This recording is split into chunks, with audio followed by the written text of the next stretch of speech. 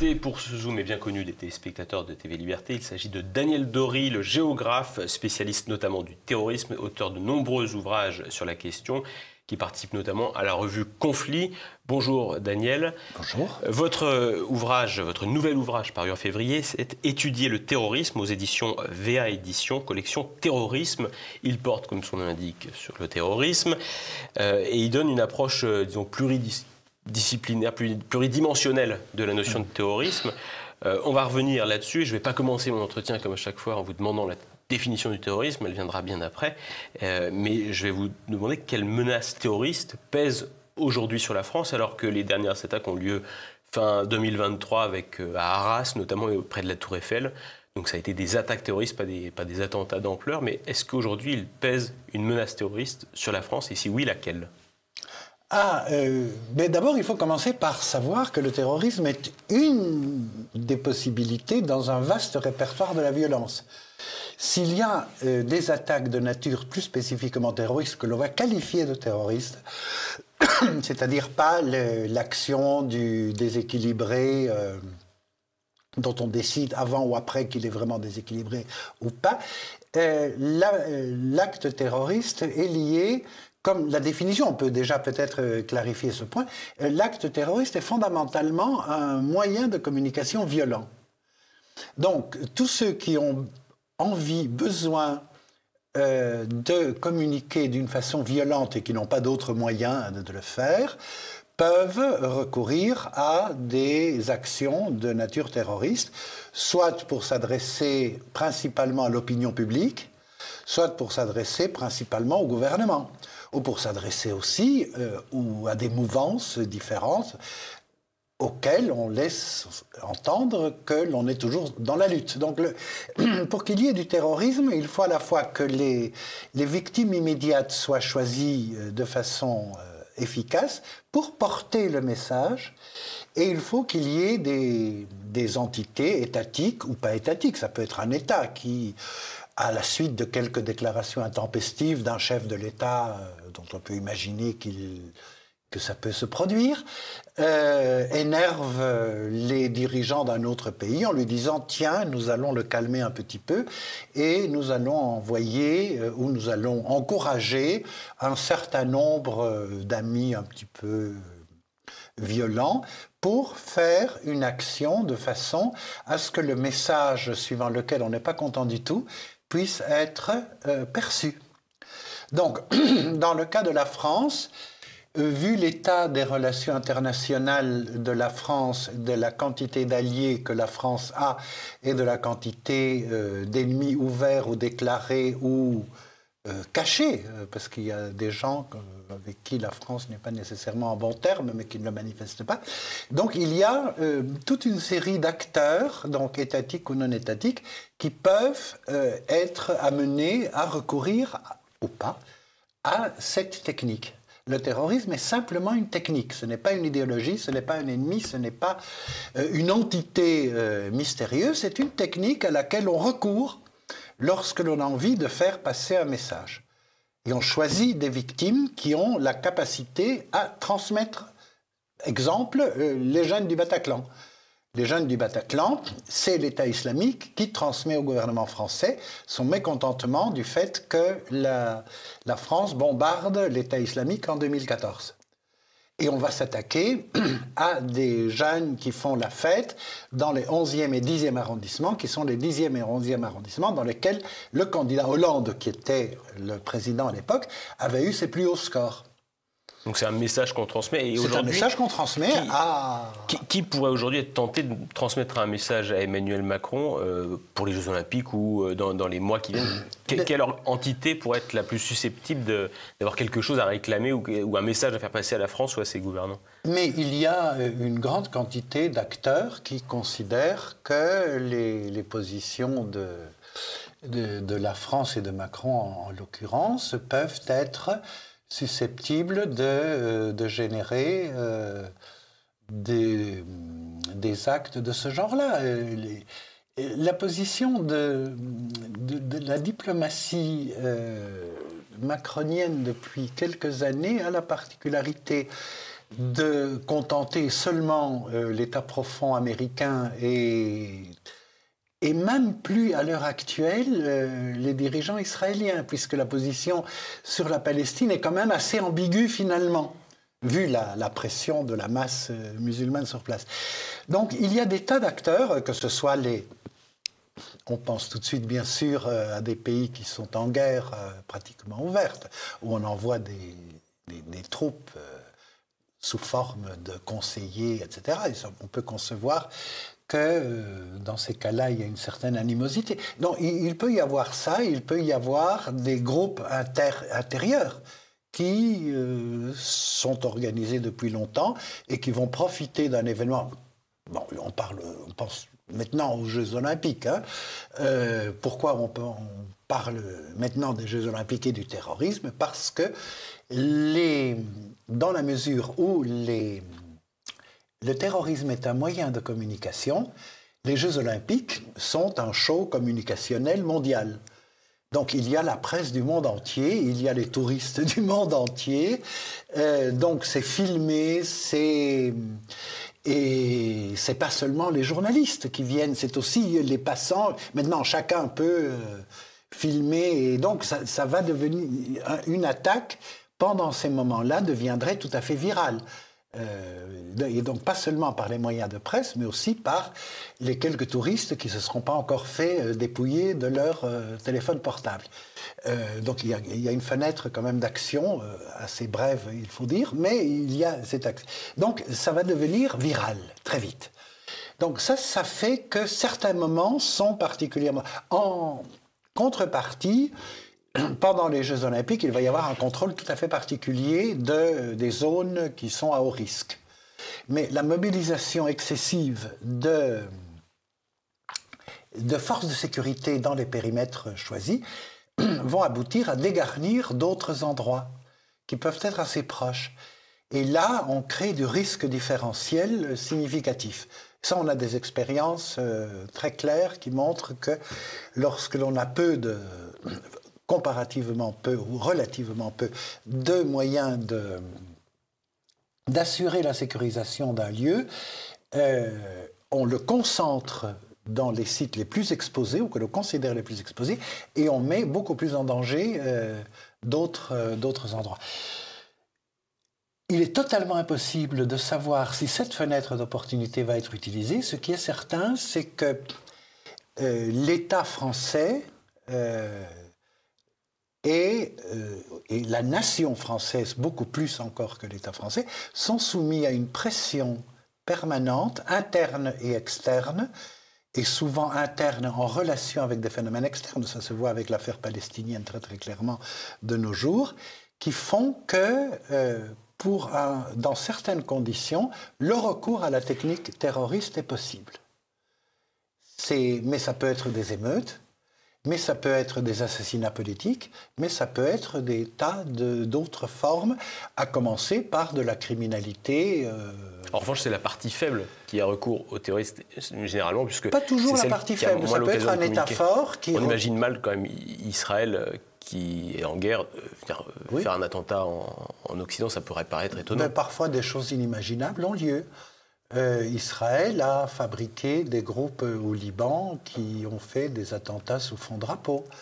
Mais Israël, comme d'autres services, comme le service syrien, comme le service iranien, comme la CIA, comme le propre d'un service secret, on l'oublie trop souvent, est de faire des choses secrètes. Et parmi les choses secrètes que l'on fait, il y a parfois des méchancetés. Et les méchancetés peuvent être, comme les services français en Nouvelle-Zélande, faire sauter le Rainbow Warrior, qui était le bateau amiral de Greenpeace, avec un mort qui n'était pas du tout voulu, mais pas de chance, ça arrive. Et puis, mais c'est un acte quand même de nature qui ressemble beaucoup au terrorisme, hein.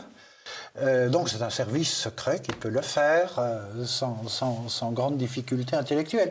Donc c'est tout à fait possible que divers services, pour des raisons qui parfois sont très difficiles à comprendre quand on n'est pas dans les arcanes des relations entre les services et des relations internationales, une petite attaque peut être un moyen de dire attention, on n'est pas content, ou ce ne serait pas une mauvaise idée de modifier votre position sur tel ou tel point. Et pour ceux qui reçoivent l'attaque, les choses sont généralement très claires. Ça a été le cas en France dans les années 80, dans les années 90.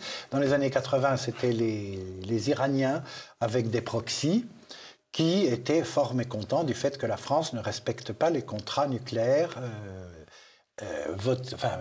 établis du temps du Shah d'Iran. Et dans les années 90, c'était la relation entre les services secrets algériens, les djihadistes algériens et l'État français. Et ça a été une relation à trois, les uns manipulant les autres, suivant des jeux très très compliqués. Mais pour les analystes des services français, par exemple, il y avait une très grande lucidité.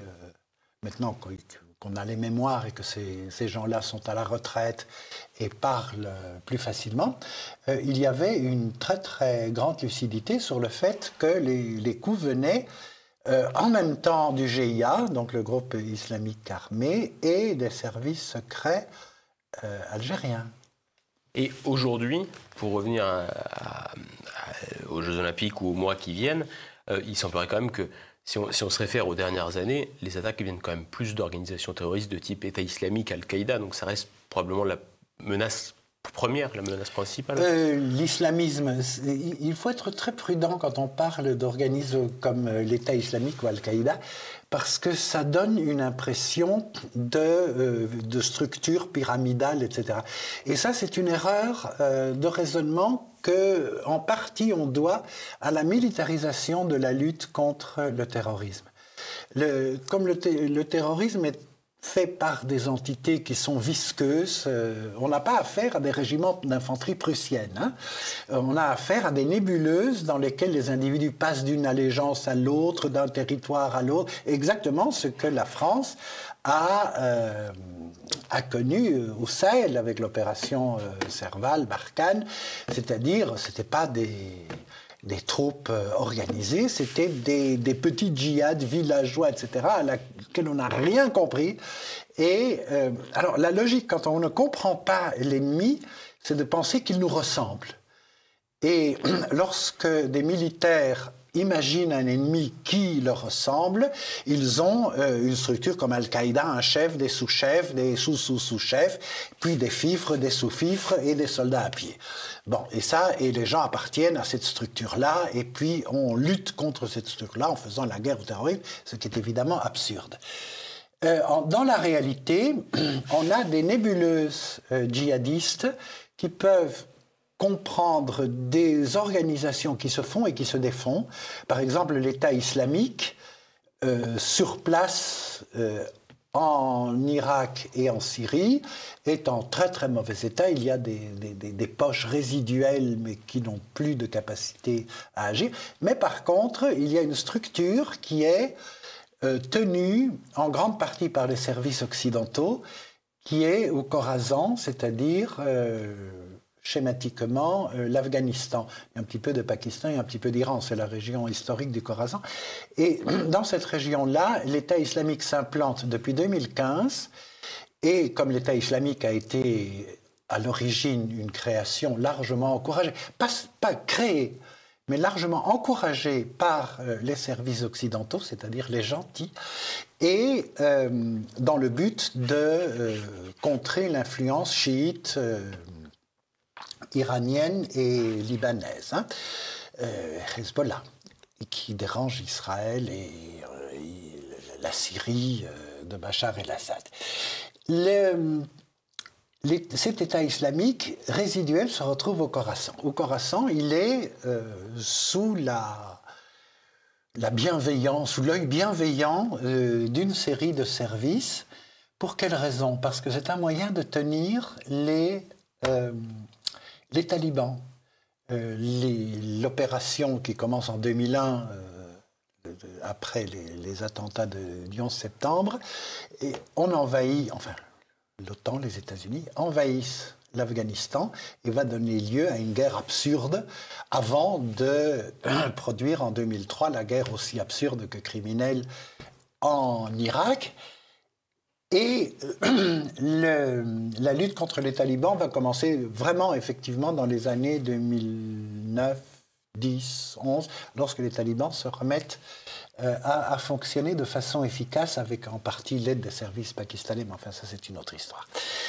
Et ce qui est important de retenir, c'est que lorsqu'il y a 2 ans, les États-Unis évacuent, dans des conditions épouvantables, évacue l'Afghanistan, il est bon d'avoir un contrôle sur place. On ne peut plus avoir des Marines, des GIs, il est nécessaire d'avoir... Donc on a ce que font la plupart des services et des armées, c'est-à-dire des supplétifs. Les supplétifs, c'est une vaste mouvance de gens qui luttent contre les talibans pour des raisons religieuses, pour des raisons ethniques, pour des raisons culturelles, pour des raisons de criminalité particulière, de concurrence criminelle en ce qui concerne l'opium, c'est quand même une région à opium, de la contrebande avec le Tadjikistan en particulier. Enfin, bon, il y a des tas de raisons qui font que les talibans n'ont pas que des amis. Et donc, il est facile d'avoir une entité que l'on va plus ou moins inventer et qui existe plus ou moins, visqueuse, une espèce de méduse qui, de temps en temps, absorbe des groupes, des familles, des clans, qui va être l'État islamique au Khorasan, qui fait des attentats à Kaboul, qui fait des attentats contre les chiites, mais qui va faire des attentats en Iran,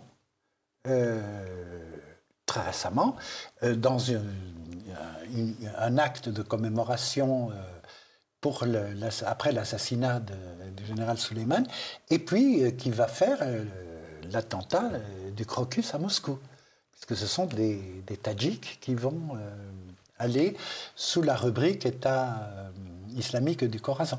Alors là, on a un exemple de la complexité des faits. C'est-à-dire, on a une nébuleuse qui est utilisée, et cette nébuleuse, on la trouve en France, on la trouve partout, hein, où il y a une population musulmane pour ce type de terrorisme, hein, qui est une toute petite fraction qui est susceptible de passer à l'acte. Hein, il y a le noyau actif, c'est généralement 1000... on a l'évaluation, parce que l'on sait dans le cas français que l'on a des gens en prison, on a une radicalisation en prison, donc on peut les compter puisqu'ils sont en prison, enfin avant qu'ils s'évadent, et l'on a les gens qui sont suivis. Bien entendu, tous les fichiers S ne sont pas intéressants, ça va de soi qu'il ne faut pas les fichiers S ont produit des fantasmes journalistiques et des fantasmes politiques comiques, mais d'ailleurs il vaut mieux que les fichiers S soient traités discrètement, puisque c'est une source d'information lorsqu'ils se déplacent. Mais ça représente de l'ordre de quelques milliers d'individus. C'est-à-dire c'est très très peu. Mais la mouvance est beaucoup plus vaste. C'est des mosquées, c'est des écoles, c'est des lieux de différents trafics. Et elle peut être partielle, j'imagine, parce qu'il peut y avoir au sein de certaines institutions, même éducatives ou religieuses musulmanes, des gens qui partagent des idées qui pousseraient au terrorisme et d'autres qui seraient radicalement opposés, même un peu. Mais bien entendu. Oui. Mais bien entendu, et d'autres qui sont tout aussi radicaux. C'est pourquoi l'idée de radicalisation est une idée saugrenue, puisqu'on peut avoir des gens extrêmement radicaux en pensant qu'il est temps de mettre fin à la domination satanique de l'idéologie, du genre et d'autres choses. Enfin, je pense que des islamistes voyant le concours d'Eurovision ont quand même quelques idées qui peuvent ne pas être très sympathiques sur l'évolution de l'Occident, mais qui ne vont pas tuer une mouche, c'est-à-dire qu'ils vont avoir cette idée-là et essayer de lutter par le prosélytisme, par la propagande, par la zakat, c'est-à-dire l'aumône, et la petite partie qui est susceptible de passer à l'acte est une partie qui n'est pas nécessairement radicalisée au niveau idéologique. Ça peut être des gens qui ont des conversions très rapides, qui ont des illuminations, qui ont par ailleurs une certaine habitude de la violence, parce que c'est généralement ce que l'on a dans le profil habituel de ce type de passage à l'acte terroriste. On a des gens qui ont l'habitude d'utiliser des armes, d'avoir des caches, d'avoir des faux passeports. Un croisé du banditisme. Mais bien entendu, mais ce n'est pas parce que c'est une raison idéologique, c'est parce que ça donne des compétences. Le fait de savoir vivre dans la clandestinité n'est pas donné à tout le monde. Le fait de savoir se servir d'une Kalachnikov de façon convenable, ce n'est pas donné à tout le monde. Et ainsi de suite. Donc, il y a des gens qui ont une compétence suffisante et une toute petite partie de ceux qui ont ces compétences vont basculer vers des actes de caractère politique. C'est-à-dire le terrorisme. Mais, contrairement aussi à ce que l'on pense d'habitude, il y a beaucoup moins d'osmose et de fusion. Les hybrides sont peu nombreux parce que les délinquants ont une énorme méfiance par rapport aux idéologues. Parce que chacun sait que faire un braquage ou faire un acte violent, on peut tomber sur un juge du syndicat de la magistrature qui va considérer que finalement on est une victime de la discrimination et du racisme et donc on va s'en sortir bien. Par contre, si on fait le même braquage mais qu'on relève de l'État islamique ou d'Al-Qaïda, là ça devient très très mauvais. Parce que là, on tombe sur une autre logique. Donc la même action va être qualifiée des frappes, et ça, ils le savent, donc ils sont d'une très très grande méfiance par rapport. Alors où ça joue, c'est par les réseaux familiaux. C'est généralement des frères, des cousins, des grands-mères communes, etc. Et là, il y a dans certains quartiers cette osmose et la production de certains hybrides. Mais dans la mesure du possible, les deux niveaux, parce que pour les idéologues, les djihadistes, les islamistes durs, les criminels sont des gens pas fréquentables, parce qu'ils boivent de l'alcool, ils couchent de façon pas... Leurs filles sont généralement pas voilées, enfin en tout cas pas celles qui mettent sur le trottoir. Donc il y a une... Mais est-ce que ces nébuleuses terroristes ou terroristes potentiels en France, est-ce que l'État aujourd'hui est en mesure de faire face aux menaces que représentent ces nébuleuses ?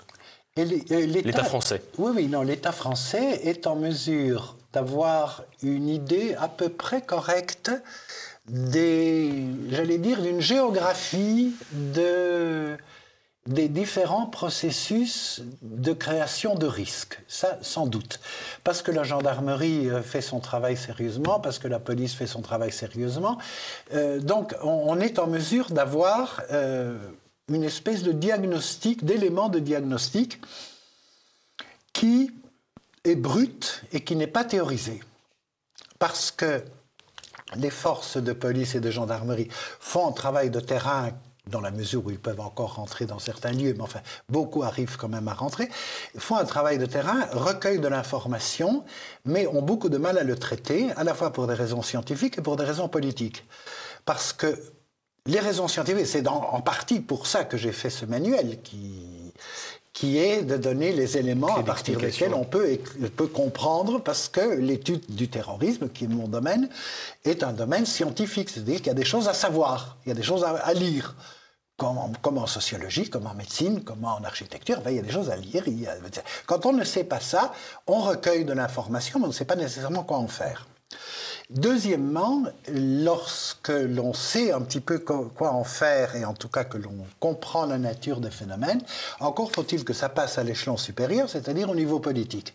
Et au niveau politique, on essaye de ne pas faire de vagues, de pas faire le jeu de l'extrême droite, bien entendu, le discours habituel. Le réel étant quelque chose qui est menaçant pour le discours dominant, c'est-à-dire les médias, des journaux comme le Libé, Le Monde, etc., sont des barrages, non pas tellement contre l'extrême droite, ce sont des barrages contre le réel, parce qu'ils considèrent que le réel est évidemment fort désagréable, et ce n'est pas notre faute qu'il le soit. Donc, il y a une capacité à faire un diagnostic factuel, mais pour faire l'analyse et pour étudier les tendances, il est nécessaire d'introduire une combinaison entre du savoir scientifique, c'est-à-dire ce que ce manuel contient notamment, et la capacité de continuer à recueillir des données, ce qui est le propre des services de renseignement qui fonctionnent plus ou moins bien. Et qui fonctionnent de moins en moins bien à mesure que l'on a privé beaucoup de services des moyens d'infiltrer. Alors c'est pas facile parce que c'est des milieux très fermés et familiaux généralement, mais c'était possible dans les 20 ou 30 ans plus facilement. Et donc oui, il y a moyen de savoir jusqu'au point où l'on rentre dans le domaine dangereux de la prédiction et de la prévision, et ça suppose de disposer d'éléments suffisants pour pouvoir intervenir préventivement. Et il y a beaucoup d'attentats qui sont prévenus. Parce qu'il ne faut pas penser que les terroristes potentiels sont des superman. Les terroristes potentiels font erreur sur erreur en général. Parce que, bon, d'une part, ce n'est pas forcément des aigles, et d'autre part, parce que quand on travaille en situation de clandestinité, la moindre erreur que l'on fait est inestimable pour le service que l'on a en face. C'est-à-dire qu'à la limite, les services contre-terroristes peuvent se tromper 10 ou 15 fois et ils continuent à être payés et partir en vacances, tout va bien. Alors que les candidats terroristes, il suffit qu'ils fassent une seule erreur. Et ils ne partent plus en vacances. Et ils ne partent plus en vacances. Mmh.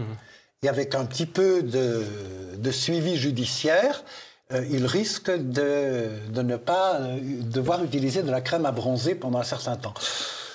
Voilà. C'est ce qui fait que les compétences des terroristes futurs, ou de ceux qui vont utiliser les techniques terroristes, ce type de compétences est en permanent développement. C'est-à-dire qu'il y a une formation et progressivement, il y a des études qui sont faites maintenant, progressivement, c'est comme la criminalité.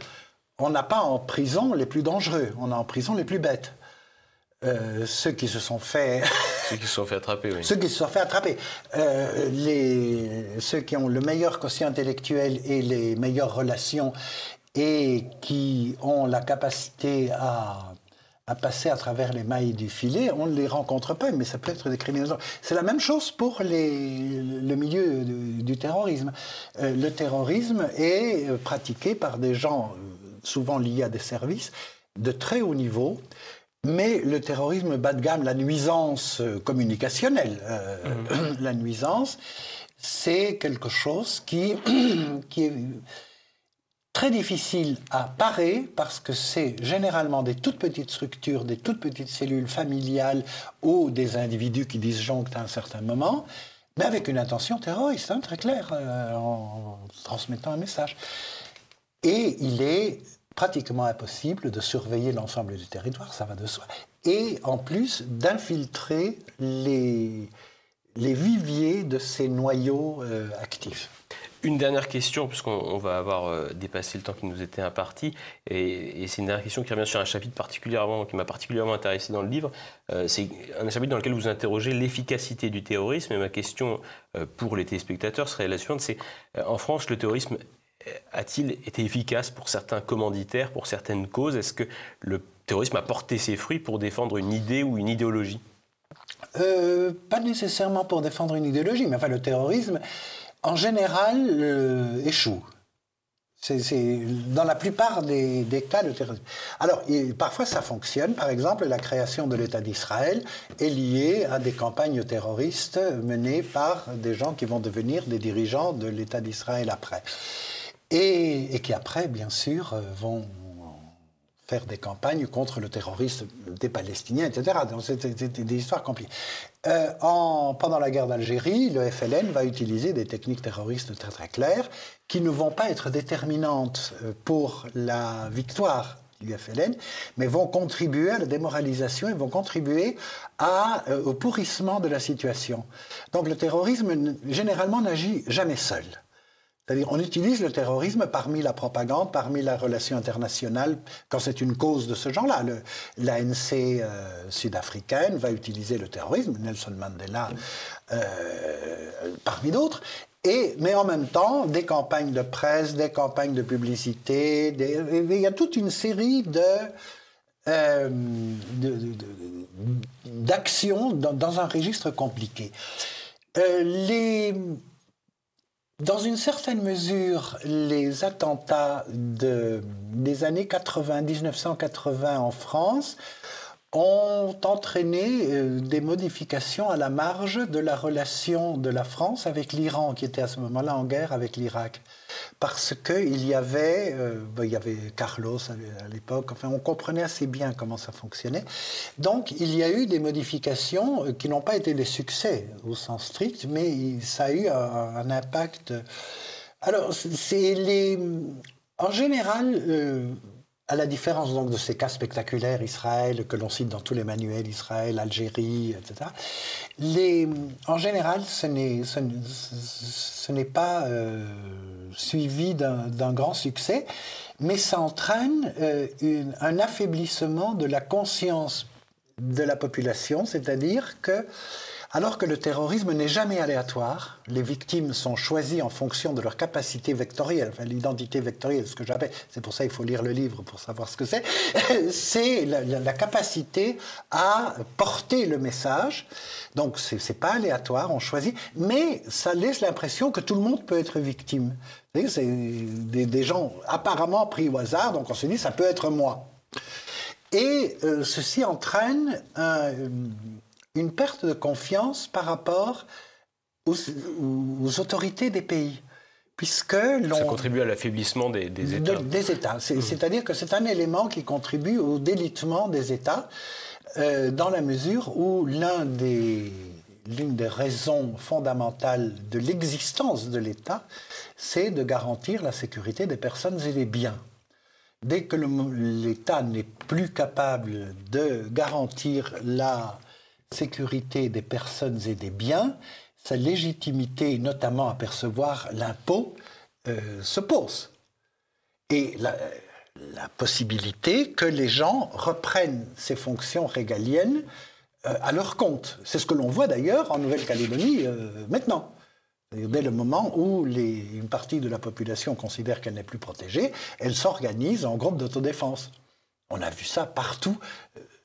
Voilà. Là, on est un petit peu loin du terrorisme, mais quand même pas. Tout à fait, parce que le terrorisme est spectaculairement, parce que l'objectif est spectaculaire, l'objectif du terrorisme est de passer le message, et ce message peut être que l'État ne vous protège plus. Et on laissera nos téléspectateurs s'interroger sur l'État les protège-t-il en France, et ce sera notre conclusion.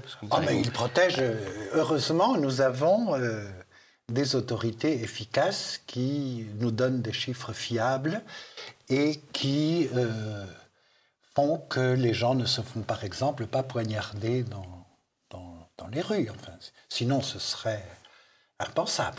Sur cette touche d'ironie, je rappelle, c'est Étudier le terrorisme chez VA Éditions de Daniel Dory, sorti en février. Un livre indispensable pour comprendre le terrorisme et qui est fait de sorte qu'il y a des petits chapitres, ce qui permet de pas forcément le lire de manière linéaire, mais de se replonger dans chaque partie selon les événements qui peuvent s'être déroulés, les événements qui nous intéressent ou qui nous intéresseront malheureusement dans les mois à venir. Merci Daniel Dory. Merci Olivier. Et à très bientôt.